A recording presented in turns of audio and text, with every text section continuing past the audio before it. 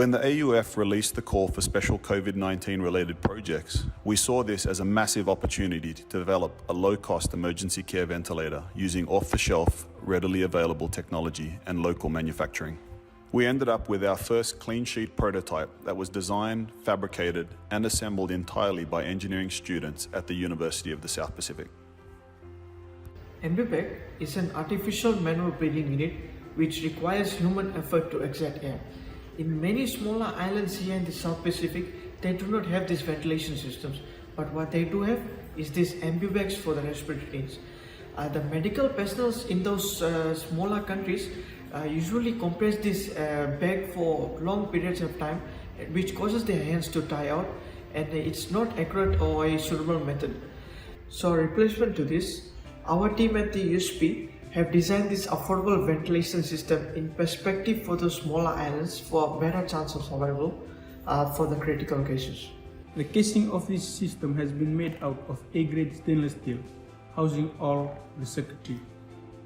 It is enclosed to deal with the humidity, environmental conditions, and shelter from dust. So how it works? Basically, we custom the user interface according to the patient's conditions. Then you start the system. As you can see, the system is compressing the bag, it compresses the air, basically the oxygen, through the tube to the lungs. Example, this is the lungs. And it can go in two ways.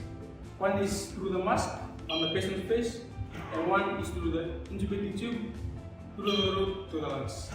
The brain of the ventilator is the Arduino Mega Board, which is an open source prototyping platform. The program written is used to control the ventilation process that is determined by several factors.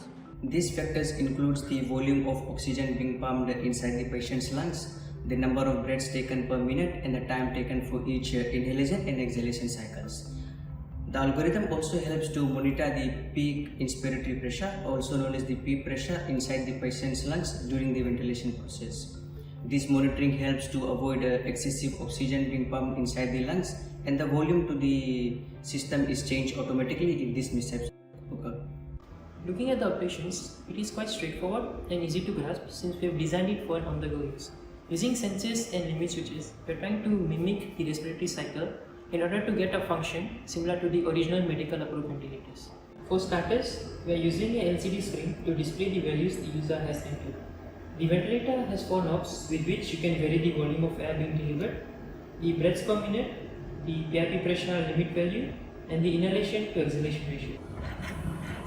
When the motor arm moves, its motion is visualized on indicator lines. A limit switch has been added whose task is to hold the motor arm at every backward cycle. An emergency stop button has also been placed. Its function is quite obvious as its name suggests. For any malfunctions of the mechanical arm or within the system, we have implemented safeguards to alert the medical personnel using audible alarms and pressure sensing.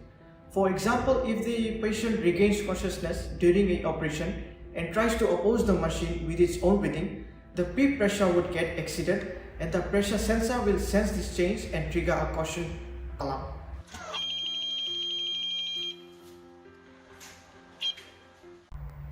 In coming versions, we plan to implement 2-arm mechanical assisted system with the main motive to improve the overall back compression. On the control side, we will implement a few things such as being able to vary the system parameters without stopping the ventilation process, and these respective changes will be seen in the arm movement. Further works include enhancing the system through artificial intelligence. With machine learning, we will be able to recognize when the patient tries to breathe on his own based on his previously registered breathing patterns. During this time, the ventilator will shift to assist mode.